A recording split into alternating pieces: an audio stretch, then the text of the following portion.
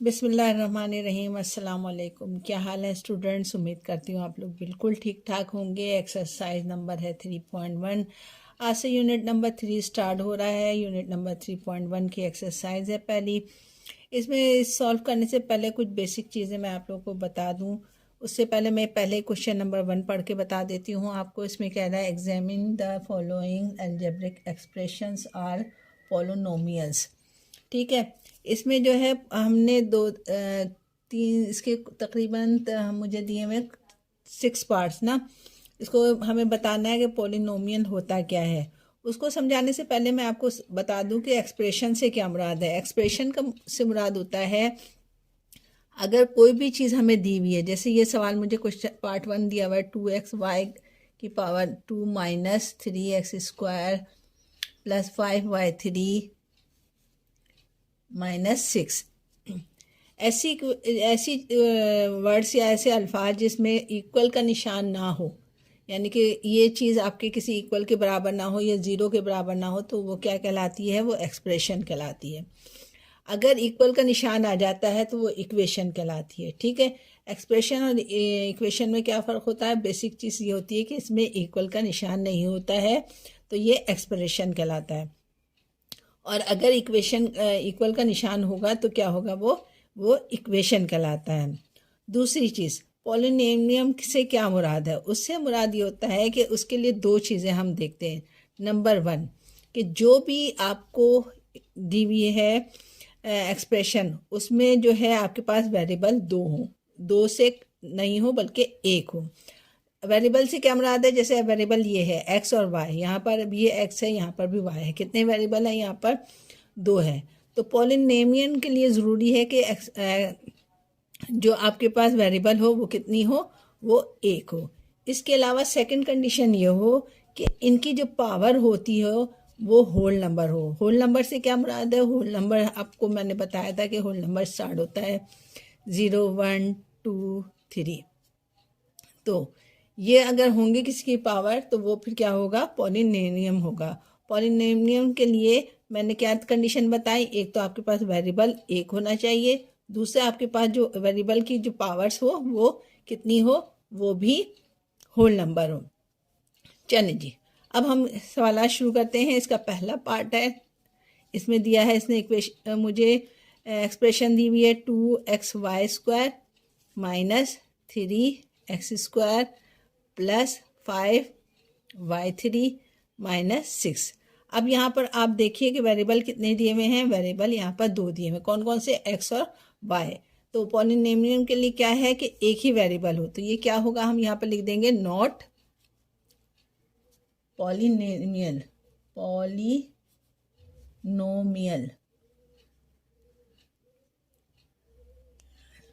ठीक है, ये हो गया। सेकंड पार्ट देखते हैं। सेकंड पार्ट में क्या कह रहा है? सेकंड पार्ट में भी कह रहा है 3x और y की पावर माइनस 2। इसमें भी दो वेरिएबल हैं, दो वेरिएबल नहीं होने चाहिए, एक वेरिएबल होना चाहिए। तो दो वेरिएबल की कंडीशन में क्या लिख देंगे हम? Not polynomial. ठीक है, अब आते हैं पार्ट 3 पर। पार्ट 3 क्या है इसका? पार्ट 3 में इसने दिया हुआ है मुझे 6x square minus 10x plus x minus √45। अब इस आपके पास जो है एक्सप्रेशन में क्या है? एक ही वेरिएबल है। कौन सी है? वो x की है। चलिए, ये पहली कंडीशन ख़त्म हो गई। दूसरी जो इसकी पावर है वो होल नंबर होना चाहिए। होल नंबर यानी 2 दिया हुआ है, यहाँ पर 1 है, ये 1 है। 2 1 जो है होल नंबर है। तो हम क्या करेंगे? इसमें लिख देंगे पॉलिनोमियल है। पॉलिनोमियल है बिकॉज क्यों है? इसलिए कि इसमें एक ही वेरिएबल है और पावर भी होल नंबर की है। सही। नंबर 4 की तरफ आ जाते हैं। 4 क्या कह रहा है आपके? 5√x minus x plus 5x square. इसमें अब आप देखें तो वेरिएबल तो एक है लेकिन पावर जो है होल नंबर नहीं है। वो कैसे? वो ऐसे कि अगर मैं 5 को लिखूं x के ऊपर जो पावर आ जाएगी, रूट की क्या कीमत होती है? 1/2। Minus x plus x square. X square तो होल नंबर है, लेकिन 1/2 जो है वो होल नंबर नहीं है। जब होल नंबर नहीं है तो हम क्या लिख देंगे यहाँ पर, नॉट पॉलिनोमियल।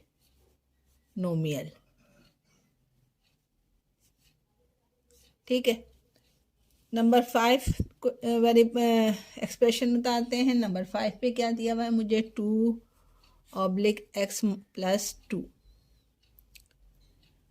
अब इसमें अगर हम देखें तो नीचे तो इसकी पावर जो है आपके पास वो दी हुई है आपको होल में, लेकिन जब मैं इसको ऊपर ट्रांसफ़र करूँगी तो इसकी पावर हो जाएगी x की पावर -1। -1 जो है ये आपके पास होल नंबर नहीं है। जब होल नंबर नहीं है तो यहाँ पर ये भी क्या हो जाएगा, नॉट पॉलिनोमियल, ये नोमियल। ठीक है, समझ में आ रही है ना चीज़ें, बिल्कुल आराम आराम से समझा रही हूँ ताकि आपकी सही से समझ में आ जाए। लास्ट पार्ट इसका दिया हुआ है, इसने वो दिया हुआ है 2/x प्लस x² -2। आपको नज़र आ रहा है कि ये नीचे है, ये ऊपर चला जाएगा तो पावर माइनस हो जाएगी।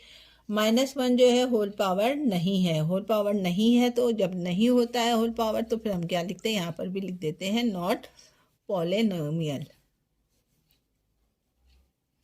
ठीक है, क्या कंडीशन बताई है पॉलिनोमियल के लिए, पहली तो उसकी जो पावर हो वो होल नंबर हो, दूसरा उसमें जो आपके पास वेरिएबल दिया हो वो सिर्फ एक ही दिया हो। तो क्वेश्चन नंबर 1 जो है यहाँ पर ख़त्म हो गया है। इसके तकरीबन 6 पार्ट थे, 6 के 6 पार्ट सॉल्व हो गए हैं। क्वेश्चन नंबर 2 में क्या कह रहा है, क्वेश्चन नंबर 2 में आपको कह रहा है कि आपको एग्जामिन करना है आपको कि ये रैशनल है या और इरेशनल है। ठीक है, अब आपको यहाँ पर इन्होंने जो है एक्सप्रेशन दी हुई है, ये x² दी हुई है, +2x है, +3 है, (x-4) है। इसमें आपको फ्रैक्शन में दी हुई है ये इक्वेशन एक्सप्रेशन, सही है। अब इसमें जो मैं इसको फर्स्ट कर लेती हूँ, ये ऊपर वाला जो है ये p है, नीचे वाला मैंने फर्स्ट कर लिया ये q है, लेट्स कर लिया। अब आपके लिए रैशनल के लिए क्या ज़रूरी है, रैशनल के लिए ज़रूरी है कि आपके पास जो p है ये भी पॉलिनोमियल हो और नीचे का जो q है वो भी पॉलिनोमियल हो। ठीक है, अब पॉलिनोमियल के लिए मैंने क्या बताई थी डेफिनेशन आपके लिए कि एक तो उनके पास वेरिएबल एक ही होना चाहिए और दूसरा उसकी जो पावर है वो क्या होनी चाहिए, वो भी होल नंबर होना चाहिए। होल नंबर मतलब 0 1 2 3 होना चाहिए। चलें, अब हम p को देखते हैं। सबसे पहले ये देखें, ये पॉलिनोमियल है, क्यों है, इसलिए है कि यहाँ पर एक ही वेरिएबल है, दूसरा इनकी पावर जो है वो भी क्या है, होल नंबर है। ऊपर वाला तो पॉलिनोमियल हो गया। अब नीचे देखें, नीचे भी यही है कि एक ही वेरिएबल है, इनकी पावर भी 1 ही है जो कि होल नंबर है, तो ये क्या होगा, क्या कहलाएगा, ये रैशनल कहलाएगा। यानी ऊपर वाला और नीचे वाला डिनोमिनेटर और नोमिनेटर दोनों जो है पॉलिनोमियल हो तो इक्वेशन क्या होती है, वो कहलाती है रैशनल। तो हम यहाँ पे क्या लिख देंगे, x² + 2x + 3 अपॉन x - 4 क्या है ये, रैशनल, RATIONAL रैशनल। ये पहला पार्ट था। सेकंड पार्ट पे आ जाइए। सेकंड पार्ट में वो दे रहा है आपको कि x² + 5 √x - 2x / 3x² + 5x + 4। अब इस आपने देखना है एक्सप्रेशन में कि ये वाली ऊपर वाली भी पॉलिनोमियल होनी चाहिए, नीचे वाली भी पॉलिनोमियल होना चाहिए। नीचे वाली जो है वो आपके पास पॉलिनोमियल है, क्यों, क्योंकि ये होल नंबर भी दिया हुआ है और एक ही वेरिएबल है। लेकिन ऊपर वाले में आपके पास ये x² + 5, x को मैं कैसे लिखूंगी, 1/2, यानी रूट की कीमत होती है 1/2। 1/2 जो है ये होल नंबर नहीं है। जब होल नंबर नहीं है तो वो पॉलिनोमियल नहीं है। जब कोई भी एक भी आपके पास जो है एक्सप्रेशन ऊपर की या नीचे की पॉलिनोमियल ना हो तो वो क्या होता है, इरेशनल कहलाएगा वो फिर। तो ये वाली एक्सप्रेशन क्या है, ये वाली एक्सप्रेशन आपको इरेशनल है। यहाँ लिख दीजिए IR इरेशनल, RATIONAL इरेशनल। समझ में आ रही है चीज़ें। अब नंबर 3 पे आ जाएं। नंबर 3 मुझे क्या दिया हुआ है इसने, नंबर 3 पे इसने दिया हुआ है 13x² minus 9x plus 4 oblique x² plus 5x plus 7 √7। वही हम पहले ऊपर देखते हैं। ऊपर एक ही वेरिएबल है, दूसरा पावर देखिए, दोनों की पावर होल नंबर है, इसकी 1 है, इसकी 2 है, जो कि होल नंबर है। नीचे आ जाइए, नीचे भी एक ही एक्सप्रेशन है, आपके पास पावर जो है 2 और 1 दी हुई है। तो हम क्या करेंगे, इसमें क्या लिख देंगे, नीचे भी आपके पास पॉलिनोमियल है और ऊपर भी पॉलिनोमियल है। तो ऐसी एक्सप्रेशन क्या कहलाती है, ऐसी एक्सप्रेशन आपको रैशनल कहलाती है। यहाँ पे मैंने लिख दिया रैशनल। सही है। जहाँ से नहीं समझ में आए आप लोग मुझसे कमेंट बॉक्स में पूछ सकते हैं। अब हम आ जाते हैं तीसरे एक्सप्रेशन पे। तीसरे एक्सप्रेशन क्या दी है मुझे उसने, चौथी दी है मुझे √x माइनस √y।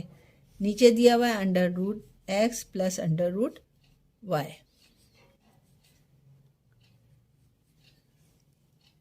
इस वाली एक्सप्रेशन में देखिए आपके पास दो वेरिएबल हैं, ऊपर भी और नीचे भी। तो मैंने क्या बताया था, रैशनल होने के लिए ऊपर भी पॉलिनोमियल होना चाहिए, नीचे भी पॉलिनोमियल होना चाहिए। और कंडीशन क्या है पॉलिनोमियल के लिए कि एक ही वेरिएबल हो। एक वेरिएबल नहीं है, यहाँ पर दो वेरिएबल दिए हुए हैं। तो हम क्या लिख देंगे यहाँ पर, इर्रेशनल। ठीक है। नंबर 5 पे इसने दिया हुआ है 7 और x प्लस 7। अब इस कंडीशन में ऊपर आपके पास कोई भी वेरिएबल नहीं है। जब कोई भी वेरिएबल नहीं है, नीचे एक ही वेरिएबल है, तो इसमें भी हम क्या लिखेंगे, इर्रेशनल। क्योंकि कंडीशन क्या है कि ऊपर और नीचे दोनों पॉलिनोमियल होना चाहिए। तो हमारे पास यहाँ पर सिर्फ कांस्टेंट अदद है, तो इसलिए हमने इसको क्या लिखा, इर्रेशनल। लास्ट पार्ट पे आ जाते हैं हम। जो 6 है इसका, उसमें दिया हुआ है उसने 5 √x minus x plus 5x²। ठीक है। अब यहाँ पर देखें, अब पॉलिनोमियल क्या है आपके पास, रूट में है। इसकी पावर कितनी है, 1/2। 1/2 होल नंबर नहीं है, तो हम क्या करेंगे, यहाँ पर भी लिख देंगे इर्रेशनल। इर्रेशनल और रैशनल का फ़र्क समझ में आ गया आपके, कि दोनों जो है ऊपर नीचे जो है आपके पास जो है वो पॉलिनोमियल होना चाहिए। पॉलिनोमियल की क्या डेफिनेशन बताई थी, एक तो उनकी पावर होल नंबर होना चाहिए, दूसरा वेरिएबल एक ही होना चाहिए। तो क्वेश्चन नंबर 2 भी यहाँ पर कंप्लीट हो गया। एक्सरसाइज है 3.1 की, और आपको दिया हुआ है उसने क्वेश्चन नंबर 3 सॉल्व करने जा रही हूँ। Reduce the following into their lowest form. यानी जो आपको इसने दिया हुआ है एक्सप्रेशन, इसको आपने लोएस्ट फॉर्म में लिखना है। पहला पार्ट इसमें इसने दिया हुआ है क्या, p² माइनस 10 100 का स्क्वायर ऑब्लिक p का स्क्वायर प्लस 10। इसकी लोएस्ट फॉर्म यानी मज़ीद इसको कैसे सॉल्व कर सकते हैं। लोएस्ट फॉर्म का मतलब होता है मज़ीद और कितना इसको सॉल्व कर सकते हैं। अब अगर मैं यहाँ पर फॉर्मूला लगा दूँ a² माइनस b² का, तो यहाँ पर तो फॉर्मूला लग सकता है, लेकिन यहाँ पर नहीं लग सकता क्योंकि यहाँ पर n है, और ना ही इसमें से कोई कॉमन निकल रहा है कि हम इसमें से कॉमन निकाल के फिर इसको रिड्यूस कर दें या इसको कम से कम काट सकें। थर्ड कंडीशन इसकी ये है कि हम इसको इससे डिवाइड कर दें। जिस तरीके से मैथमेटिक्स में डिवाइड होता है, बिल्कुल उसी तरीके से डिवाइड कर दें। तो मैं यहाँ इसको डिवाइड कर देती हूँ। जो ऊपर वाली टर्म होती है वो ऊपर आ जाती है, अंदर आती है। आपको पता है p² माइनस 100। नीचे वाली जो फॉर्म होती है वो बाहर आ जाती है डिवाइड में, वो हमने लिख दिया यहाँ पर इसको। ठीक है। अब इसको अगर मैं 1 से मल्टीप्लाई करूँगी तो यही जवाब आ जाएगी। किसी भी चीज़ को 1 से मल्टीप्लाई किया जाता है तो वही आंसर हो जाता है, आता है जिसे हम डिवाइड कर रहे होते हैं। 1 से डिवाइड किया तो ये हो जाएगा p² प्लस 10। इतनी बात समझ में आ गई। अब हम क्या करेंगे, फिर हम माइनस कर देते हैं। तो यहाँ पर भी माइनस, यहाँ पर भी माइनस, ये इससे कैंसिल हो गया। यहाँ पर माइनस माइनस प्लस आ जाएगा, लेकिन साइन माइनस की आई। प्लस कर दीजिए, 100 में 10 प्लस किया तो 110। ये इसकी सिंपली जो है रिड्यूस फॉर्म आ गई है हमारे पास। तो हमने इसका जवाब लिख देना है p² minus 100 oblique p² plus 10 equal to 1 जो है यहाँ पर आ जाता है। जो चीज़ बचती है वो ऊपर लिखी जाती है, ये आपको पता है, और जिसे डिवाइड किया वो नीचे आ गए। ये इसका जवाब हो गया। बस इससे ज़्यादा मज़ीद जो है ये सॉल्व नहीं हो सकता था।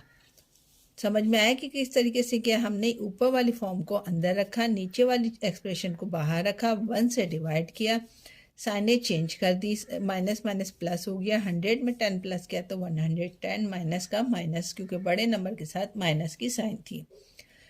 जो ये वाली फॉर्म जिससे डिवाइड होता है वो साइड में आ जाती है, जो बच जाता है वो ऊपर लिखा जाता है, और जिससे डिवाइड किया जाता है वो चीज़ नीचे आ जाती है। तो ये इसका जवाब हो गया। अब हम करते हैं इसका पार्ट नंबर 2। पार्ट 2 में क्या कह रहा है मुझे? पार्ट 2 में कह रहा है कि 3ab माइनस 3a का स्क्वायर ऑब्लिक 3a का square plus 6ab plus 3ab का स्क्वायर। ठीक है, इस सवाल में अगर आप ऊपर देखें तो ऊपर हमें जो है कॉमन नज़र आ रहा है। क्या? 3 दोनों के पास है, a दोनों के पास मौजूद है। ऐसी कंडीशन में जब कोई चीज़ हमें कॉमन नज़र आती है तो हम उसको क्या करते हैं? उसे हम बाहर निकाल लेते हैं। तो मैंने क्या किया कि इसमें से 3 जो इसके पास भी है और 3 इसके पास भी है वो मैंने बाहर निकाल लिया। ठीक है, अब a इसके पास भी है, a इसके पास भी है, तो मैंने a भी बाहर निकाल लिया। अब अगर आप देखें तो जब मैंने 3a इसमें से कॉमन निकाल लिया तो 3a कैंसिल हो गया। इसके पास क्या बच गया? सिर्फ ये b बच गया। तो मैं इसको यहाँ पर क्या लिख दूंगी? इसके पास बचा b, माइनस का माइनस। अब सेकंड नंबर वाले वर्ड्स पे आ जाओ तो 3 मैंने कहा कॉमन ले लिया था, इसके पास कितने a हैं? 2 हैं, या मतलब मैं इसको ऐसे भी ले सकती हूँ a मल्टीप्लाई बाय a। एक a आप कॉमन ले चुके हैं तो क्या बच गया? एक a बच गया। तो सेकंड वर्ड के पास क्या बचा? a बच गया। ये बात समझ में आ गई कि कॉमन कैसे निकाला। नीचे वाले हम आ जाते हैं एक्सप्रेशन पे। इसमें भी 3 है, इसके पास भी 3 है, इसके पास भी a है, इसके पास भी a है, इसके पास भी a, यानी तीनों नंबरों के पास क्या है? तीनों मेंबर के पास a कॉमन है। दूसरा कि तीनों के पास 3 भी है। किस तरीके से? अगर मैं इसको 6 को ऐसे लिख दूं कि 3 मल्टीप्लाई बाय 2,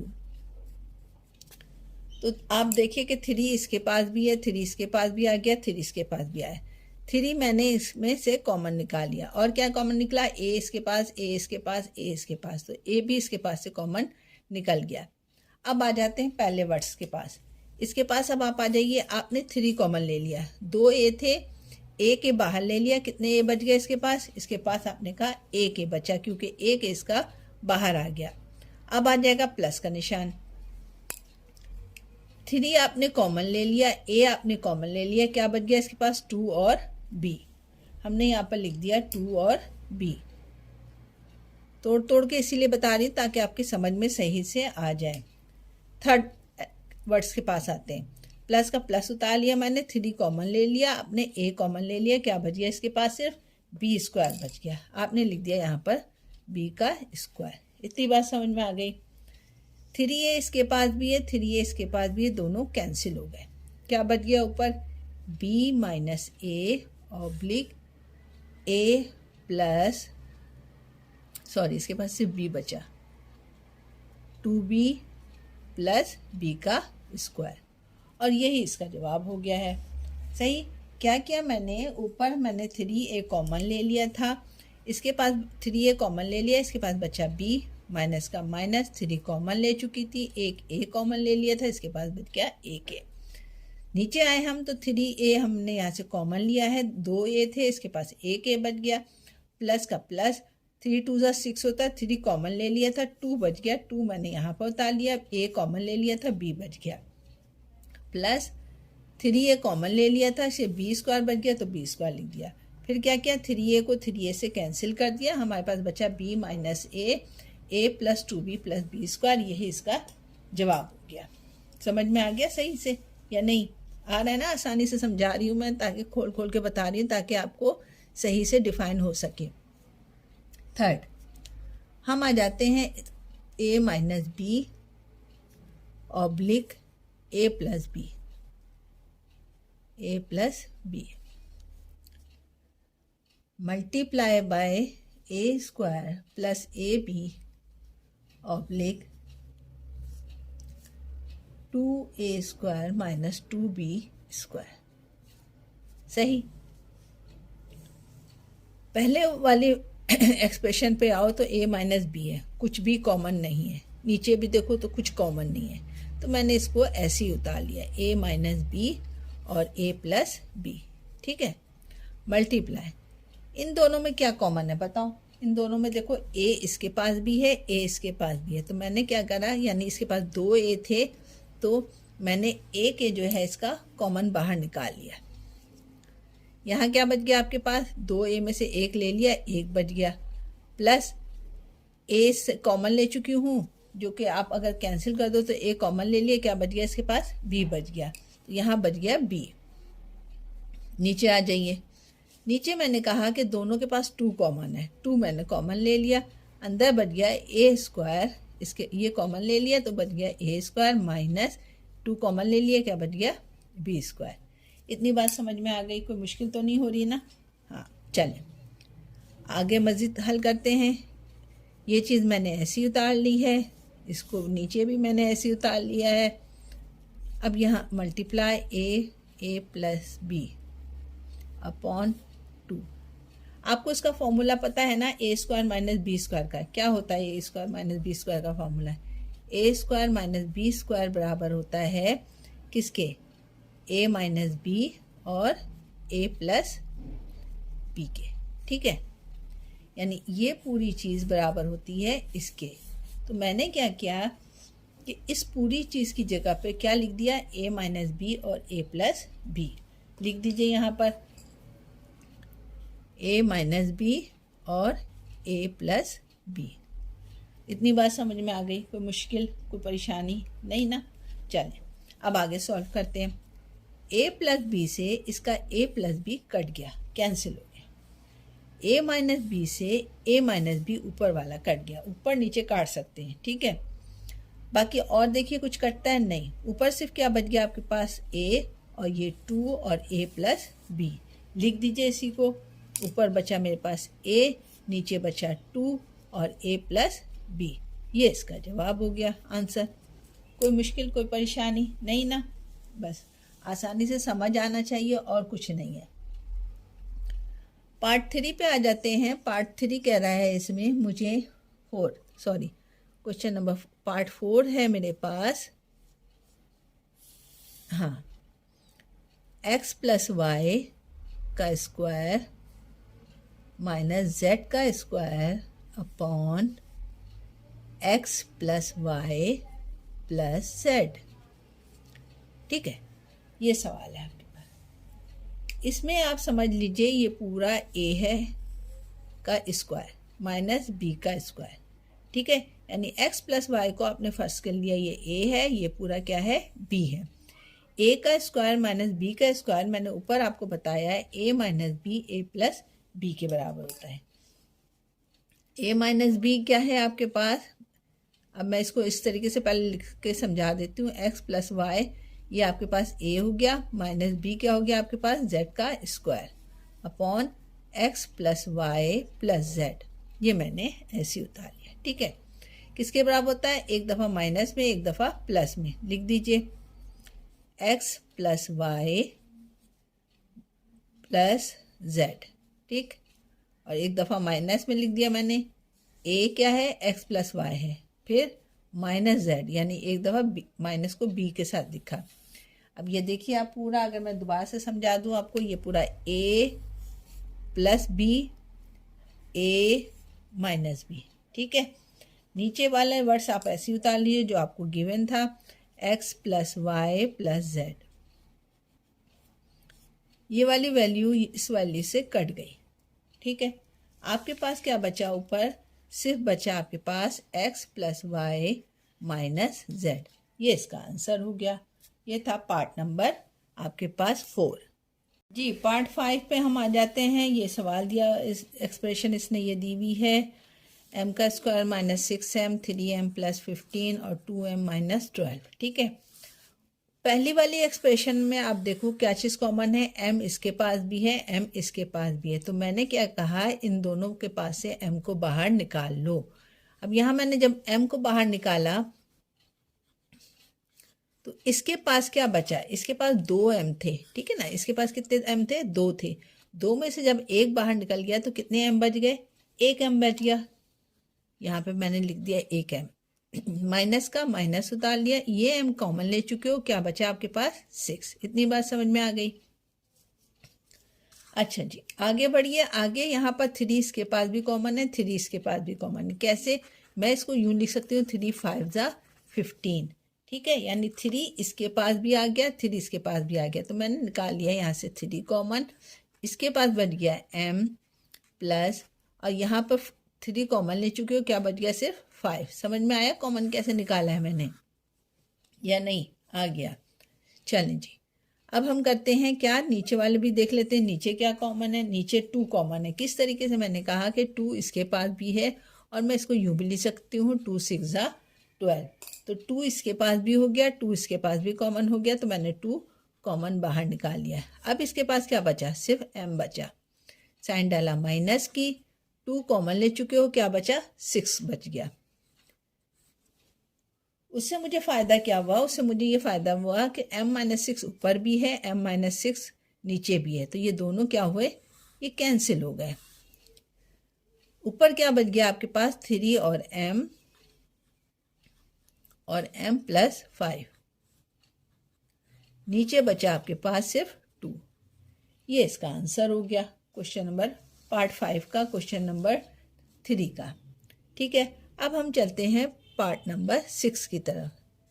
6 क्या कह रहा है मुझे? ये कह रहा है 4t² माइनस 36t प्लस 80।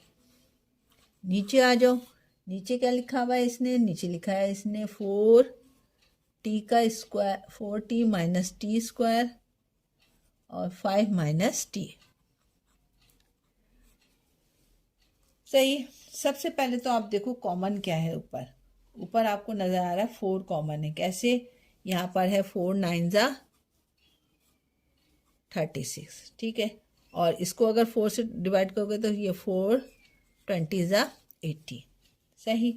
4 मैंने यहाँ से बाहर कॉमन निकाल लिया, यहाँ पर बच गया आपके पास, क्या बचा? 4 कॉमन ले चुके हो तुम इसमें से, तो क्या बच गया? ये t स्क्वायर बच गया, जो मैंने यहाँ पर लिख दिया t स्क्वायर, माइनस 4 कॉमन ले चुके हैं, क्या बच गया? 9 और t, यहाँ लिख दिया मैंने 9 और t। ठीक है, समझ में आ रही है ना बात? अच्छा जी, आगे बढ़िए। प्लस 4 कॉमन ले लिया, यहाँ पर बच गया 20। नीचे की रकम मैंने ऐसी उतार ली, ऐसी नहीं उतार ली, बल्कि इन दोनों में कॉमन देखो क्या है? t है। क्या बच गया इसके पास? 4 और t। 4 बच गया क्योंकि t कॉमन बाहर निकाल चुके हैं, 4 बचा। माइनस का माइनस, एक t बाहर कॉमन निकाल चुके हो, क्या बच गया? एक t बच गया। 5 माइनस t मैंने ऐसे उतार लिया। लेकिन इसको भी करने से मुझे कोई फ़ायदा नहीं हुआ। क्यों? क्योंकि कोई चीज़ ऊपर नीचे कैंसिल नहीं हो रही। इसका मकसद है ये मज़ीद सिंप्लीफाई होगा। मज़ीद कैसे होगा? कि हम ऊपर वाले जो वर्ड्स हैं, ऊपर वाले जो एक्सप्रेशन है, इसको फैक्टर बनाएंगे। किस तरीके से? कि इस नंबर को आपने ऐसे प्लस या मल्टीप्लाई करना है कि मल्टीप्लाई करने पर 20 आए और प्लस माइनस करने पर 9 आए। पहले तो आप बताइए कि 20 किस नंबर में आता है? 2 10 आता है। 2 में अगर 10 प्लस करेंगे तो 9 नहीं आएगा। 2 में अगर 10 में से 2 निकालेंगे तब भी 9 नहीं आएगा।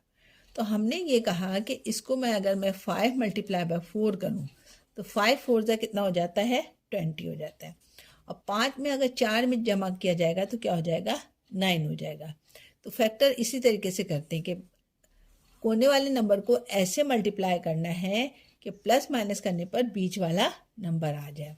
चलें जी, अब हम इसको तोड़ते हैं। किस तरीके से? 4 मैंने ऐसे उतार लिया, t स्क्वायर मैंने ऐसे उतार लिया, माइनस का साइन ऐसे नहीं दिया। 5 में 4 को क्या करना था? प्लस करना था। 5 के साथ t है, प्लस 4t है, ठीक है, प्लस 20। अब आप देखिए, अगर 5 में 4 प्लस करेंगे तो वही 90 आ जाएगा, प्लस 20 ऐसे आ जाएगा, t स्क्वायर ऐसे आ जाएगा। सही है। अब हम इसको जो है माइनस से खोल देंगे। ये वाला साइन माइनस का था तो हमने यहाँ पर इसको खोल देना है। नीचे वाली पहले टर्म मैं ऐसे उतार लेती हूँ, 4 माइनस टी 5 माइनस टी। समझ में आ गई फैक्टर कैसे बनाया है मैंने? चलें, अब माइनस से जब मैंने इसको खोला तो ये हो जाएगा टी का square minus 5t minus 4t plus 20। नीचे वाले वर्डिंग ऐसे उतार लिए।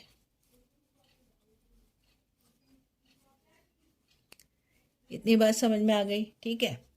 अब जब 4 नंबर होते हैं तो 4 नंबर में हम क्या करते हैं, दो दो में कॉमन निकाल लेते हैं। 2 वेरिएबल में कॉमन निकालेंगे और इस 2 वेरिएबल में कॉमन निकालेंगे।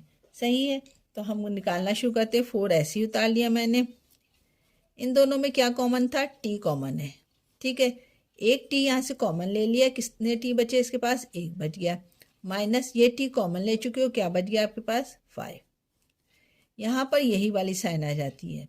अब इन दोनों में आप कहोगे क्या कॉमन है, इन दोनों को अगर 20 को तोड़ूंगी तो 4 5 ज़ा 20, तो 4 इसके पास भी है, 4 इसके पास भी है, तो 4 मैंने कॉमन ले लिया। इसके पास क्या बच गया, टी बच गया। साइन माइनस की डाली क्योंकि माइनस माइनस यहाँ प्लस हो जाएगा। अगर प्लस डालूंगी तो प्लस माइनस, माइनस यहाँ माइनस नहीं है, इसलिए यहाँ मैंने माइनस डाला। 4 कॉमन ले लिया, क्या बच गया, 5। नीचे वाले वेरिएबल जो है, एक्सप्रेशन जो है वो ऐसे ही उतार लिए मैंने।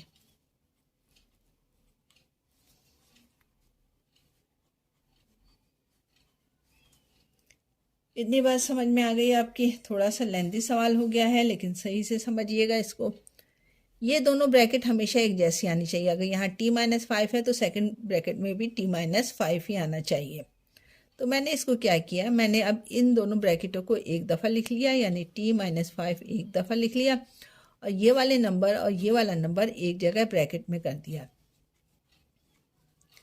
क्या किया मैंने, सही से समझे क्या किया मैंने, कि मैंने ये किया कि मैंने ये कहा कि ये दोनों ब्रैकेट जो है आपके पास सेम है, तो इन दोनों ब्रैकेटों को एक दफ़ा यहाँ उतार दिया, और ये वाला नंबर जो बाहर था, जो कॉमन निकाला था, इनको एक जगह ब्रैकेट में कर दिया मैंने, ठीक है। अब नीचे वाले नंबर आप ऐसे ही उतार लीजिए।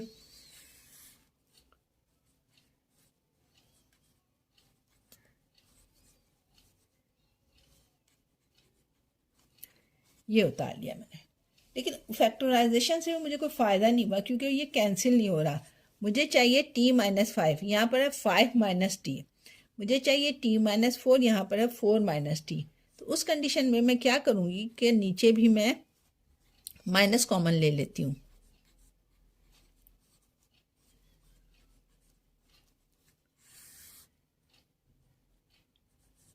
यहाँ से मैंने जो है टी ऐसे उतार लिया, मल्टीप्लाई माइनस कॉमन निकाला, यहाँ लिखा मैंने t-4। क्यों, ये जब मैं खोलूँगी तो ये हो जाएगा माइनस टी, और ये माइनस माइनस 4 हो जाएगा। इधर भी मैंने यही किया कि माइनस कॉमन निकाल लिया, ये हो जाएगा t-5। क्यों किया, इसलिए ताकि ऊपर वाली रकम नीचे वाले से कट जाए। माइनस करने बाहर निकालने की कंडीशन में जो साइनें होती हैं वो बदल जाती हैं।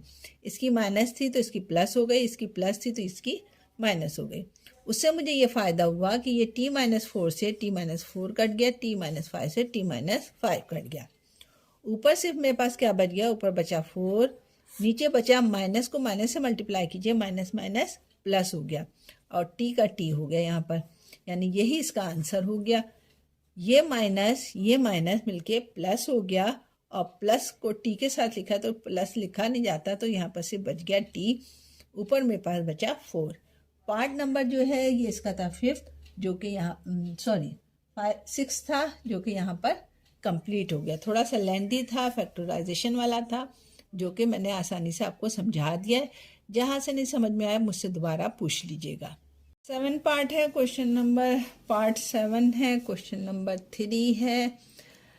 इसमें आपको दिया x² - 2x - 3, x² - x - 2। अगर आप देखिए तो इनमें कुछ भी कॉमन नहीं है, तो नहीं है तो हम क्या करेंगे, हम करेंगे इसके फैक्टर बनाएंगे। किस तरीके से कि इस नंबर को ऐसे मल्टीप्लाई करना है कि प्लस माइनस करने पर 2 आए, और इस नंबर को ऐसे मल्टीप्लाई करना है कि प्लस माइनस करने पर 1x आए। तो 3 किस टेबल में आता है, 3 के टेबल में आता है।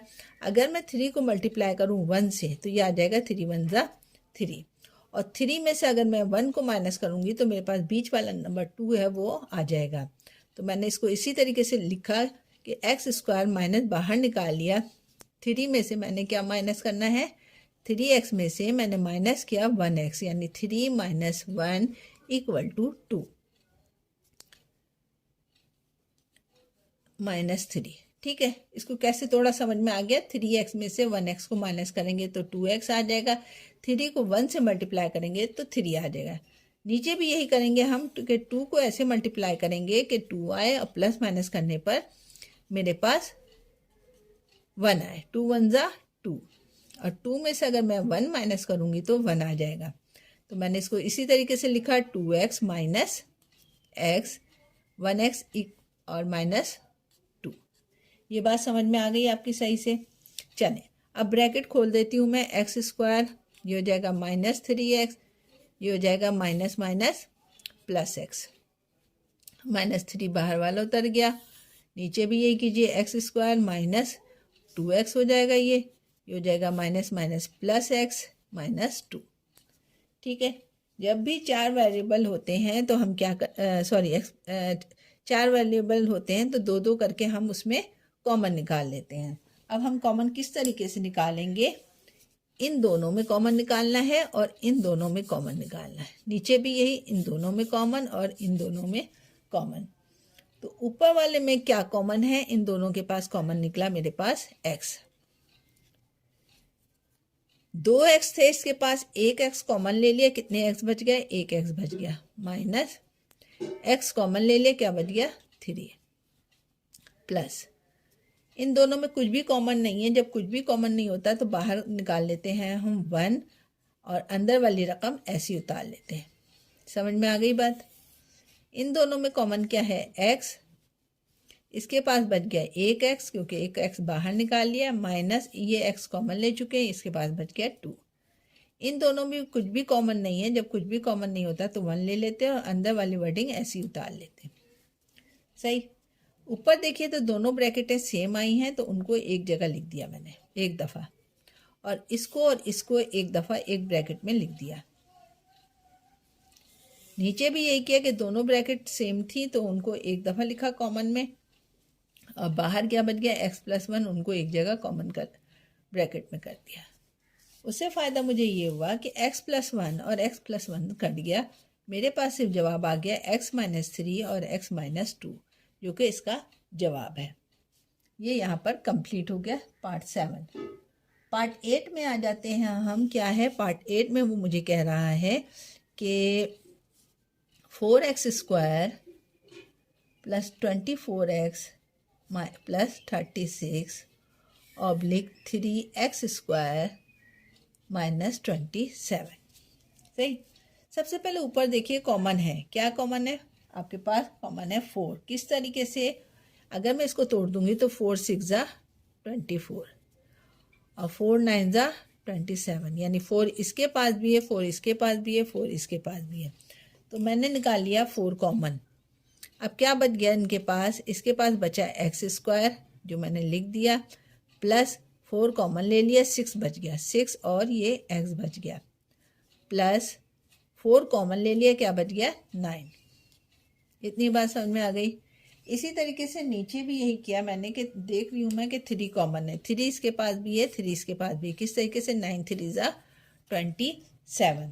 तो 3 जब मैंने कॉमन ले लिया तो यहाँ पर बचा मेरे पास x² इसके पास, और इसके पास बचा सिर्फ 9। इतनी बात समझ में आ गई। ऊपर दोबारा मैंने फैक्टर बनाया। 9 को इस तरीके से तोड़ना है कि प्लस या माइनस करने पर 6 आए और मल्टीप्लाई करने पर 9 आए। किस तरीके से, 3 को अगर 3 से मल्टीप्लाई किया जाएगा तो 9 होगा, और 3 में अगर 3 को प्लस किया जाएगा तो 6 होगा। यहाँ पर मैंने 4 ऐसे ही उतार लिया है, x² ऐसे उतार लिया। 6 को तोड़ेंगे किस तरीके से, 3x प्लस 3x, यानी 3x में 3x प्लस करेंगे तो 6 हो जाएगा, 3 को 3 से मल्टीप्लाई करेंगे तो 9 हो जाएगा। नीचे वाली वैल्यूज़ को मैं यूँ लिख सकती हूँ कि x² माइनस 9 किसका स्क्वायर है, 3 का स्क्वायर है। इसको मैंने इस तरीके से लिख दिया क्योंकि इसको भी तोड़ना है, इसको भी खोलना है, ताकि ऊपर से वो कैंसिल हो सके। 4 का 4 ऐसे उतर गया मेरे पास। इन दोनों में क्या कॉमन है आपके पास, इन दोनों में कॉमन देखें अगर हम तो इन दोनों में कॉमन है x। और इन दोनों में कॉमन है 3। किस तरीके से? 3 मल्टीप्लाई बाय 3। तो पहली वाली में से कॉमन निकाला मैंने x, इसके पास बच गया एक x कॉमन ले लिया, बच गया एक x, प्लस ये x कॉमन ले चुकी हूँ, क्या बच गया 3, प्लस 3 इसके पास भी है, 3 इसके पास भी है, 3 कॉमन ले लिया, इसके पास बच गया x, प्लस ये 3 कॉमन ले चुकी थी, ये 3 बच गया।